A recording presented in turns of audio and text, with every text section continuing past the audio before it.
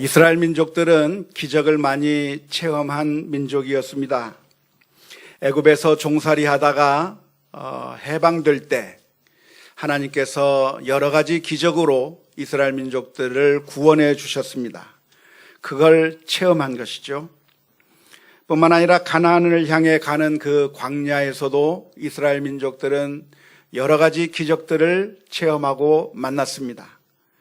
그리고 여호수아와 함께 가나안 땅을 정복할 때에도 하나님께서 베풀어 주시는 어마어마한 그런 기적의 경험들을 체험했습니다.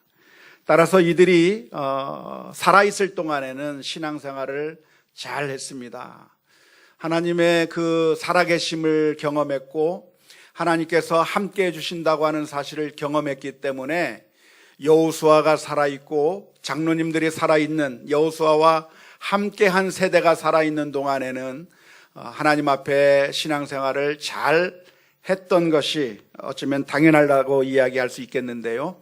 7절 말씀에 보면 이렇게 기록하고 있습니다.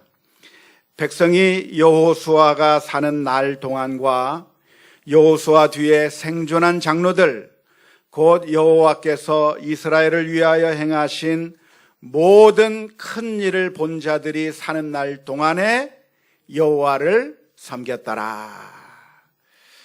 하나님께서 행하신 그 엄청난 기적들을 본 사람들은 여호와를 섬겼더라 그랬습니다. 이러한 믿음이 계속해서 후대까지 전달되고 또 후대에도 또 전달이 돼서 계속해서 믿음으로 살아갈 수 있으면 얼마나 좋을까요? 하지만 현실은 그러하지 못했습니다. 여호수아와 그 함께 했던 그 세대의 사람들이 다 죽은 다음에는 어떤 일이 벌어졌는가? 불신의 세대가 도래하게 됐습니다. 오늘 읽은 10절 말씀을 보면 이렇게 표현을 합니다. 그 세대의 사람도 다 그 조상들에게로 돌아갔고 그 후에 일어난 다른 세대는 여호와를 알지 못하며 여호와께서 이스라엘을 위하여 행하신 일도 알지 못하였더라. 이스라엘 사람들은 죽었다고 하는 표현을 쓸 때 조상들에게로 돌아갔다고 하는 표현을 씁니다. 그 이유는 이스라엘 사람들의 히브리 사람들의 장례 문화와 관련이 있다고들 이야기를 하는데요.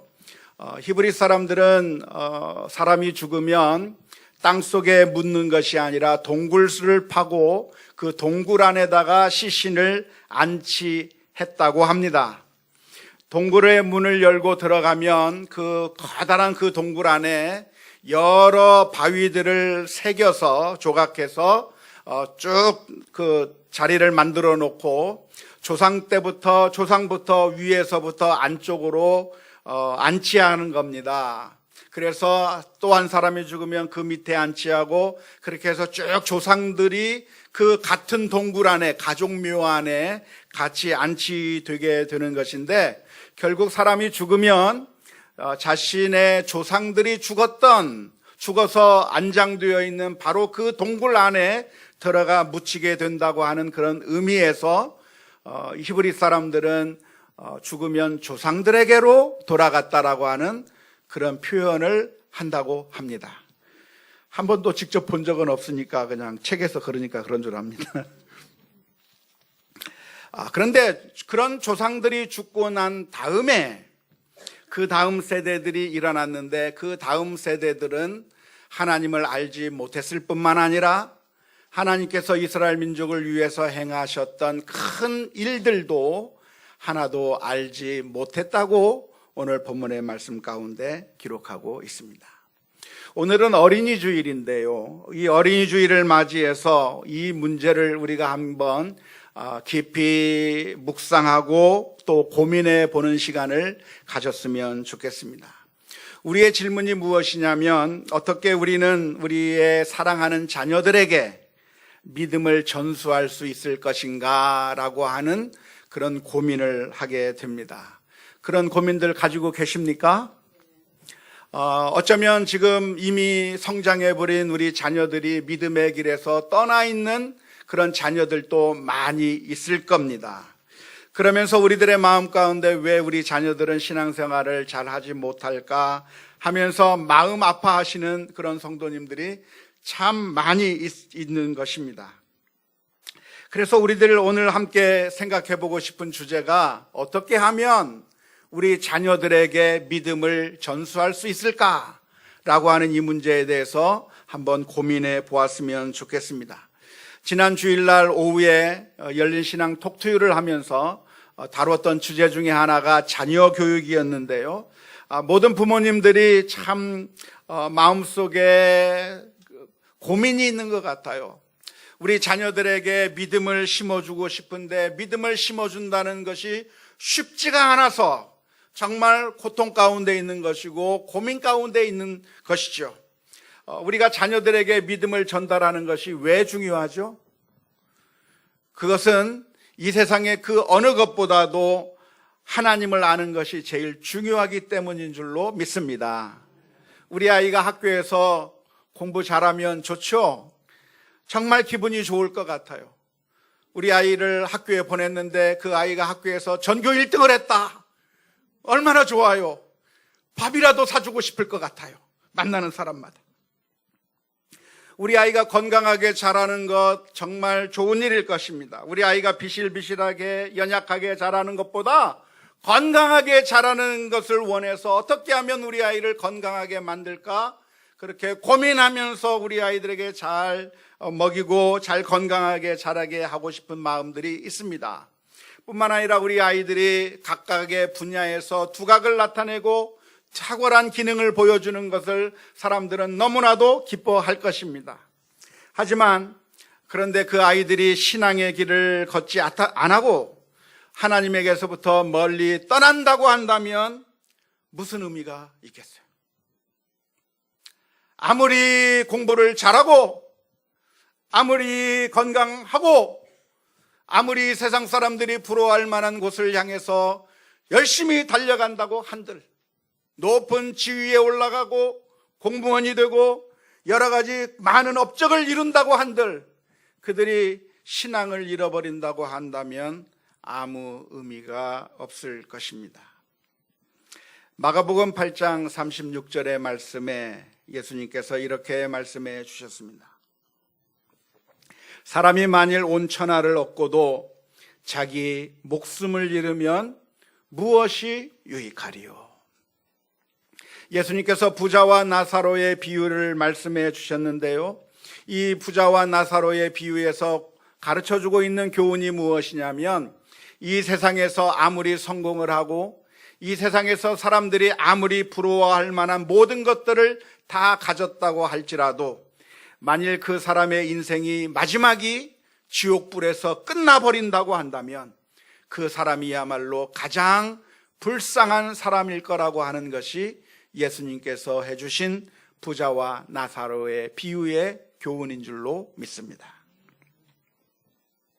그러면 어떻게 우리 자녀들에게 믿음을 잘 전수할 수 있을까요? 어떻게 하면 좋을까요? 우리 아이들에게 성경을 암송하라고 하면 될까요? 우리 아이들과 함께 매일매일 가정 예배를 드리면 될까요?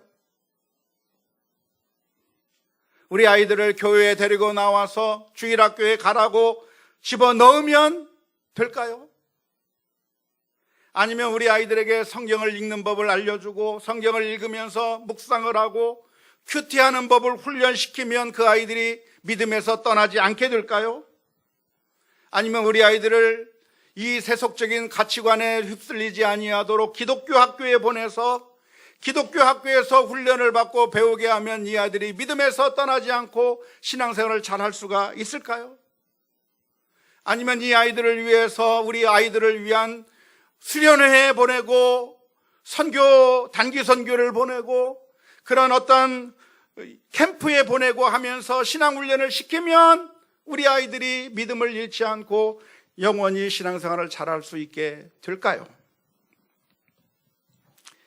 안타깝게도 제가 지금까지 열거한 이 모든 방법들이 우리의 자녀들이 신앙생활을 잘 할 수 있도록 만들어주는 성공적인 방법이 아니라고 하는데 문제가 있습니다. 우리 아이들을 학교에 보내고 학원에 열심히 보낸다고 해서 그 아이들이 공부를 잘하는 게 아니잖아요. 오히려 전교 1등하고 수학 능력에서 만점 받은 아이들 보면 학원 안 다니고 교과서로 공부했다고 하잖아요. 오해하지 마십시오. 그러니까 이 모든 것들이 다 쓸데없는 짓이다, 그렇게 해봤자 아무 소용없다고 말씀드리는 것이 아닙니다. 물론 다 필요합니다. 아이들에게 성경도 가르쳐야 되고 교회에 데리고 나와야 하고 또 여러 가지 방법을 통해서 믿음을 가르치는 것 정말로 중요한 방법일 것이라고 믿습니다. 하지만 종종 우리들은 이러한 일들을 사용할 때, 이러한 방법들을 사용할 때 잘못 사용해서 우리가 긍정적인 효과를 거두기보다는 오히려 역효과를 낼 때가 너무나도 많습니다. 예를 들어서 신앙생활이라고 하는 것은 참 기쁨으로 정말 행복하게 신앙생활을 해야 되는 것임에도 불구하고 우리 부모가 우리 자녀들을 향해서 신앙생활을 강요하기 시작할 때 이 신앙생활이라고 하는 것은 재미없는 일이 되어버리고 억지로 하는 것이고 마지못해 하는 것이고 부모님의 강압에 의해서 억지로 하면서 그래서 내가 신앙을 갖기보다는 오히려 정반대의 효과를 나타낼 때가 얼마나 많은지 몰라요. 특별히 신앙생활이라고 하는 것이 하나의 벌칙이 돼서 성경 암송을 하지 않으면 밥을 못 먹고 성경을 쓰지 않으면 무엇인가 내가 얻고 싶은 것을 얻지 못하고 예배를 제대로 드리지 못하면 혼나고 재미없고 정말 지겨운 것인데 억지로 마지못해 해야 되는 것이라고 하는 것을 강요하게 될 때 사실은 좋은 결과를 가져오기보다는 정반대의 효과를 나타낼 때가 너무나도 많은 것입니다. 물론 하나님의 특별한 은총이 있다고 한다면 그러한 가운데서도 하나님을 사랑하는 아이들이 나타날 수도 있겠지만 그러나 많은 경우에 잘못된 역효과를 나타낼 때가 얼마나 많은지 모르고 사실 그 역효과의 결과들을 지금 우리가 만나고 있다고 해도 과언이 아닐 것입니다. 그럼 도대체 어떻게 해야 되나요? 어떻게 우리 아이들에게 믿음을 가르쳐야 되나요? 오늘 우리가 읽은 성경에서 우리가 해답을 발견해 볼 수 있으면 좋겠습니다. 10절 말씀에서 해주신 말씀이 무엇이냐면 여호수아와 그와 함께 했던 세대들이 다 죽고 난 뒤에 그 다음 세대들은 다른 세대가 되어서 하나님을 알지 못했고 여호와 하나님께서 그들을 위하여 행하신 일도 알지 못했다고 기록하고 있습니다. 그러니까 사실 신앙교육의 핵심이 있다고 한다고 하면 하나님이 누구시고 하나님께서 우리를 위하여 무엇을 하셨는가를 알려주는 데 있다고 해도 과언이 아닙니다. 그런데 사실 우리가 신앙교육을 할 때 하나님이 누구신가 그리고 그 하나님께서 나를 위해서 무슨 일을 하셨는가를 가르쳐 주기보다는 율법을 가르치고 종교를 가르쳐 왔다고 하는데 심각한 문제가 있습니다. 율법을 가르치고 종교를 가르치는 것, 신앙생활을 하는 방법을 가르치는 것은 하나님을 사랑하는 법, 하나님을 아는 것과 똑같다고 생각하기 쉽지만 사실은 정반대가 될 때가 많습니다. 율법을 가르치고 종교를 가르친다고 하는 것은 무엇인가요? 신앙생활을 가르친다고 하는 것은 무엇인가요? 우리 자녀들을 향해서 이렇게 얘기하는 겁니다. 주의를 지켜라, 예배에 참석해라, 성경을 읽어라, 그리고 성경을 암송해야 하고 기도도 해야 되고 전도도 해야 되고 헌금도 해야 되고 그리고 예배 시간에 졸지 말고 정말 정신 차려서 좋은 옷을 잘 차려입고 예배를 잘 드려야 된다고 하는 그러한 모든 것들을 잘 가르치면 우리 생각에 우리 아이들에게 믿음을 잘 가르친다고 생각하고 있지만 그런데 그러한 것들을 잘 한다고 해서 믿음이 좋은 것은 아닙니다. 더 나아가서 하나님께서는 그렇게 신앙생활을 열심히 잘 하는 그 모습을 보고 하나님께서 기뻐하시지도 않는다는데 문제가 있습니다. 신약 성경에 보면 바리새인들이야말로 어쩌면 정말 FM 같은 정말 모범답안처럼 신앙생활을 했습니다. 바리새인들은요, 안식일을 한 번도 어겨본 적이 없습니다. 바리새인들은 금식을 했고 기도를 했고, 바리새인들은 구제를 했고, 정결의 예법을 잘 지켰고, 제사를 드리라고 하면 제사를 드렸고, 절기를 지키라고 하면 절기를 지켰고, 성경에 기록된 대로 다 행했어요. 그런데 예수님께서 뭐라고 말씀하시냐면 그 바리새인들을 보고서 너희들이 정말 진짜 믿음이 있는 사람이다라고 칭찬하신 것이 아니라 위선자라고, 회칠한 무덤과 같다고 예수님께서 말씀해 주신 것이죠.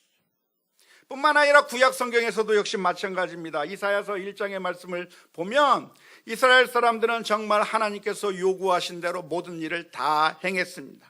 제사를 드렸고요, 절기를 드렸습니다. 잘 지켰습니다. 그래서 모든 신앙생활을 하나님께서 요구하는 대로 다 한 것 같았습니다.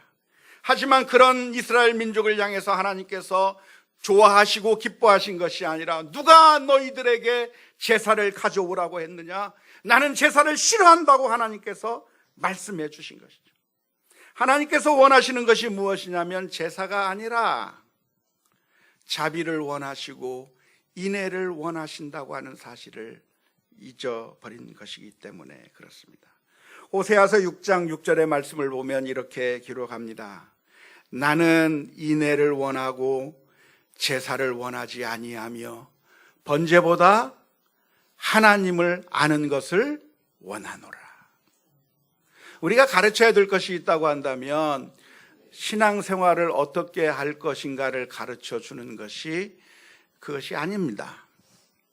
신앙생활을 어떻게 하는가는 교회를 오랫동안 다니다 보면 그냥 알게 돼 있어요. 이 시간에는 눈을 감고 기도를 해야 되는 것인지, 이 시간에는 찬송을 불러야 되는 것인지, 지금 이 순간에 내가 무엇을 해야 되는지 눈치를 보면 다 배울 수 있는 것들이에요. 그런데 그걸 가지고 하나님께서 기뻐하시는 것이 아니라 하나님을 알고 그 하나님께서 나를 위해서 무엇을 하셨는가를 알아야 그게 참 믿음이 된다고 하는 사실을 우리가 기억해야 될 줄로 믿습니다. 여러분, 하나님이 누구십니까? 그리고 그 하나님이 무엇을 하셨습니까? 우리가 하나님을 알기 위해서는 내 자신이 누군가라고 하는 사실을 알아야 합니다. 하나님을 알기 위해서는 내가 누구인가를 알아야 하고, 내가 누구인가를 알기 위해서는 하나님을 알아야 내가 누구인가를 정확하게 알 수 있습니다. 그래서 종교개혁가 칼빈 선생은 자신이 쓴 위대한 작품 기독교 강요라고 하는 책 첫 부분에 무슨 이야기를 했냐면, 하나님에 대한 지식과 우리 자신에 대한 지식은 서로 연결되어 있다고 했습니다. 내가 누구인지를 정확하게 알아야만 하나님을 제대로 알 수 있고, 하나님을 제대로 알아야만 내 자신이 누군가를 정확하게 알 수 있다고 하는 것인데, 우리는 누구입니까? 우리 인간이 누구입니까? 우리 인간은 철저하게 타락한 존재라고 하는 사실을 먼저 기억해야 합니다. 우리는 거룩하게 살 능력이 없어요. 우리는 기회가 주어지지 않아서 죄를 짓지 않는 것이지, 기회가 주어진다고 한다면 죄를 지을 수밖에 없는 너무나도 연약한 존재들입니다. 하나님의 말씀대로 산다고 하지만 그러나 결국 우리도 늘 넘어지고 쓰러질 수밖에 없는 연약한 인간들이죠. 어쩌면 지난주에 혹시 뉴스를 보셔서 아마 얼굴을 찌푸리면서 뉴스를 보신 분이 계신지 모르겠습니다. 서울에 있는 어떤 강남의 대형 교회에서 분규가 발생했는데, 그 분규가 발생한 것을 텔레비전 뉴스에서 방영을 해 주었습니다. 원로 목사님 파와 담임 목사님 파가 둘로 나뉘어서 한밤중에 3시간 동안 폭력을 휘두르면서 다투었는데, 그것을 인해서 여러 사람이 다치고, 경찰이 투입되는데 서로 싸우는데 자기가 옳다고 신앙의 이름으로 자신들이 행하는 것이 악한 일인지도 모르고 창피한 줄도 모르고 서로 싸우고 있는 것이 그 사람들의 모습인데, 사실은 그 사람들의 모습이 그 사람들만 그렇게 나쁜 것이 아니라 우리도 그런 상황이 되면 똑같이 나쁜 짓을 할 수 있는 그런 연약한 죄인이라고 하는 사실을 인정하지 않을 수가 없는 것이죠. C.S. 루이스는 이런 이야기를 했습니다. 우리 모두는 다 용서라고 하는 것은 아주 멋있고 정말 아름다운 것이라고 생각한다. 언제까지? 실제로 내가 용서해야 될 사람이 생기기 전까지는.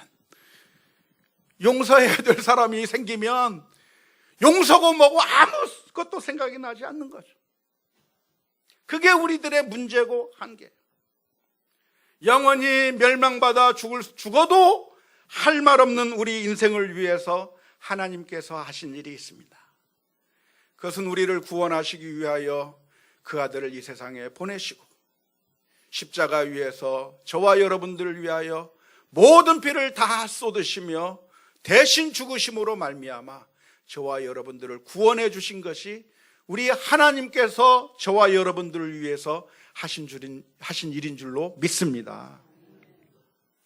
우리가 알아야 할 것이 무엇이냐면 바로 그거예요. 우리는 너무나도 타락한 존재이어서 아무런 소망의 가능성이 없는데 우리 하나님께서는 우리를 너무나도 사랑하셔서 그 아들을, 단 하나밖에 없는 그 아들을 십자가에 못 박혀 죽게 하실 정도로 우리를 사랑하셔서 우리를 구원해 주셨다고 하는 것이 하나님께서 우리에게 행하신 일이라고 하는 사실을 기억해야 될 줄로 믿습니다. 사사기 시대에서 다른 세대는 무엇을 알지 못했습니까? 그들은 하나님이 누구신가에 대해서 몰랐고 하나님께서 자신들을 위해서 행하신 일이 무엇인지를 몰랐습니다. 자신들은 노예로 태어나 노예로 살다가 결국 노예로 죽을 수밖에 없는 절망적인 인생들이었습니다. 하지만 그런 이스라엘 민족들을 하나님께서 사랑하셔서 구원해 주셨는데 그 구원을 통해서 우리를 살려주신 그 하나님의 놀라운 은혜와 사랑을 기억한다고 하면 감사함으로 살아가야 하는 것입니다. 출애굽의 사건도 마찬가지고 광야에서의 사건도 마찬가지고 가나안 땅을 정복해 나가는 그 사건도 마찬가지고 그 모든 것들이 사실은 무엇을 예표하는 거냐면 절망 가운데 우리를 구원해 주시기 위해서 하나님께서 그 아들 예수님을 보내주신 그 놀라운 사랑을 예표하는 사건들이었다고 하는 사실을 기억해야 하는 것이죠. 그래서 오늘 우리가 배워야 될 것, 아니 우리가 먼저 배워야 하고 우리 자녀들에게 가르쳐야 될 것이 있다고 한다면 우리가 얼마나 악한 죄인이고 그 악한 나를 위하여 우리 하나님께서 어떻게 사랑하셨는가를 가르쳐주는 그런 우리 자녀들을 복음으로 훈련할 수 있기를 주님의 이름으로 축원합니다. 만일 우리 아이들에게 종이로 학을 접으라고 말한다면 전혀 학을 접지를 못할 겁니다. 1000개나 되는 학을 접으라고 한다면 입이 튀어나와 가지고 못 접을 겁니다. 하지만 그 아이에게 사랑하는 사람이 생기면 접지 말라고 해도 그 사람을 생각하면서 1000개의 학을 접는 거예요. 접어보신 분이 계십니까? 한 분도 안 계신 것 같아요. 내가 간호사가 되어서 직업으로 나와 아무런 상관이 없는 한 환자를 계속해서 돌보라고 하면 물론 보람도 있겠지만 너무 지치고 힘들 때는 짜증 날 수 있고 더 이상 내가 하지 못하겠다고 하는 그런 마음이 들 때도 있을 겁니다. 아마 몇 시간 못 버티게 될 겁니다. 하지만 사랑하는 우리 아이가 아프고 힘들면 밤새도록 그 옆에서 잠 한숨 자지 않고 돌볼 수 있는 게 어머니의 마음입니다. 아니 하루만이 아니라 며칠씩 그렇게 하라고 해도 가능한 것인데 그것은 사랑하기 때문에 가능한 것이고, 우리가 우리 자녀들에게 복음을 가르치지 아니하고 하나의 신앙 율법만을 가르친다고 한다면 우리 아이들이 믿음에서 떠나기 쉽지만, 하나님이 누구시고 하나님이 우리를 위해서 무엇을 하셨는가 복음을 가르치는 그런 일들이 있을 수 있기를 주님의 이름으로 축원합니다. 뿐만 아니라 우리는 복음을 가르치지 아니하고 기복주의 신앙을 가르친다고 한다면 우리 아이들이 그 신앙에서부터 멀어질 가능성이 많습니다. 기복주의 신앙이라고 하는 것이 무엇이냐면, 우리가 하나님을 믿는 이유가 하나님께서 우리들에게 복을 주시는 분이기 때문에 믿는 것을 가리켜서 기복주의 신앙이라고 말하는 겁니다. 하나님이 어떤 분인가? 하나님은 복을 주시는 분이니까 하나님한테 잘하고 하나님에게 충성하고 하나님을 감동시키면 하나님께서 우리들에게 복을 주시니까, 그러니까 하나님을 믿으라고 이야기한다면 그것은 기복주의 신앙이 되는 겁니다. 이것은 기복주의 신앙은 기독교의 옷을 입고 있지만 사실은 우상 종교에 불과합니다. 왜냐하면 그런 기복주의 신앙에서의 진짜 신이 무엇이냐면 하나님이 아니라 돈이 신이기 때문에 그래요. 성공이 신이고 그 목적을 위해서 하나님을 이용하는 것밖에 되지 않기 때문에 그래요.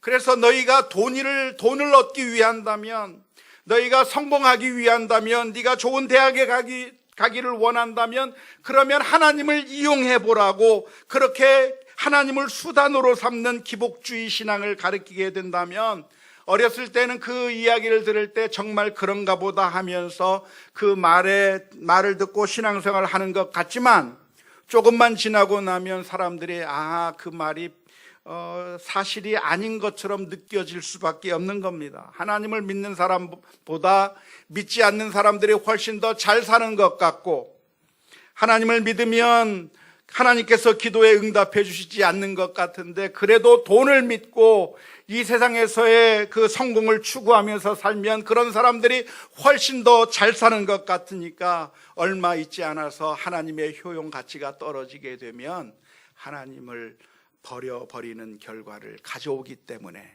기복주의 신앙을 가르치는 것으로는 그들을 하나님 앞으로 인도할 방법이 없습니다. 사랑하는 성도 여러분, 우리 아버지 어머니를 우리가 사랑하는 이유가 무엇입니까? 여러분은 여러분의 부모님을 사랑하십니까? 사랑하시죠? 사랑합니다. 그런데 부모님을 사랑하는 그 이유가 무엇입니까? 부모님이 나에게 돈을 줄 수 있으니까? 돈을 주죠. 물론 돈을 줍니다. 돈을 줍니다. 하지만 부모님이 더 이상 나에게 돈도 줄 수 없고 부모님이 나에게 더 이상 유익을 끼쳐주지 않는다고 한다면 이제부터는 우리 부모님 더 이상 사랑할 필요가 없나요? 아니요. 왜냐하면 이 세상에서 나를 가장 사랑하는 사람은 우리 부모님밖에 없기 때문인 줄로 믿습니다. 우리 어르신들은 틈만 나면 빨리 죽어야지 그렇게 말씀하시는 분들이 참 많아요. 그렇게 말씀하시는 그 의미가 있는데요, 그것은 이제는 옛날 같지 않아서 자녀들을 위해서 해줄 수 있는 것은 아무것도 없고, 그리고 오히려 우리 자녀들에게 짐이 되고 자녀들 걱정 끼쳐드리고, 그래서 내가 짐이 되는 것 같아서 빨리 죽었으면 좋겠다라고 하는 이야기들을 많이 하시는 것 같아요. 물론 거짓말이지만. 그런데요, 부모님은 우리들에게 돈을 줄 수 있어서 유용한 분이 아닙니다. 물론 지금까지 우리가 얻은 그 모든 것들 부모님이 우리를 위해서 다 쏟아 부어 주셨고 자신의 것 다 희생시키면서 우리를 위해서 다 해주셨지만, 부모님이 정말 좋은 이유는 나에게 돈을 주고 무엇인가를 줄 수 있어서 사랑스러운 것이 아니라 그냥 부모님이 나를 사랑하기 때문에 그분이 제일 좋은 거예요. 그렇지 않습니까? 우리 부모님이 이제는 연세가 많이 드셔서 병상에 누워서 말 한마디 못하고 나를 위해서 무엇인가 돈을 줄 수도 없고 그 어느 것도 할 수 없어도 그냥 거기 계신 것만으로도 감사한 것이 부모님이에요. 그런데 종종 우리가 못된 자식은 그렇게 생각할 수 있을 거예요. 이제 더 이상 부모님이 돈도 못 주니까 아무 쓸데없다고 생각한다면 그것은 잘못된 자녀인 것과 마찬가지로 하나님은 어떤 하나님이십니까? 하나님은 우리에게 복을 주실 수 있기 때문에 하나님이 아니라 사실은 하나님께서 우리를 사랑하사 그 아들을 십자가에 내어주시기까지 우리를 가장 사랑하신 분이 하나님이시기 때문에 우리에게 가장 중요한 분이라고 하는 사실을 기억해야 될 줄로 믿습니다. 뿐만 아니라 우리 자녀들에게 복음을 가르칠 때에도 그냥 부모를 어떻게 사랑해야 될 것인가, 하나님을 어떻게 사랑해야 될 것인가에 대한 방법론이 아니라 하나님, 나와 같은 죄인, 영원히 멸망받을 수밖에 없는 죄인을 위하여 하나님께서 그 아들을 십자가에 내어주시기까지 사랑해 주신 그 놀라운 하나님의 사랑을 바라보며 우리 아이들이 부모님을, 우리 하나님을 자신의 영적인 아버지로 정말 사랑할 수 있는 아이로 양육해 나가는 그런 우리 모두가 다 되어야 될 줄로 믿습니다. 뿐만 아니라 이미 연세 드셔서 장성한 자녀를 둔 우리 부모님이 있다고 할지라도 그래서 이미 실패해버리고 이미 모든 것들이 다 소망이 사라진 것처럼 보이는 그 순간에라도 우리가 하나님이 누구시며 하나님이 우리에게 무엇을 행하셨는가를 말하고 가르칠 때 복음의 역사가 일어나게 될 줄로 믿습니다. 하나님은 지금도 살아계시고 뿐만 아니라 하나님은 지금도 역사하고 계시기 때문에 하나님이 누구시고 우리를 위해서 무엇을 하셨는가를 가르친다고 한다면 그 아이들의 마음 가운데 하나님을 향한 사랑의 마음들이 회복되게 될 줄로 믿습니다.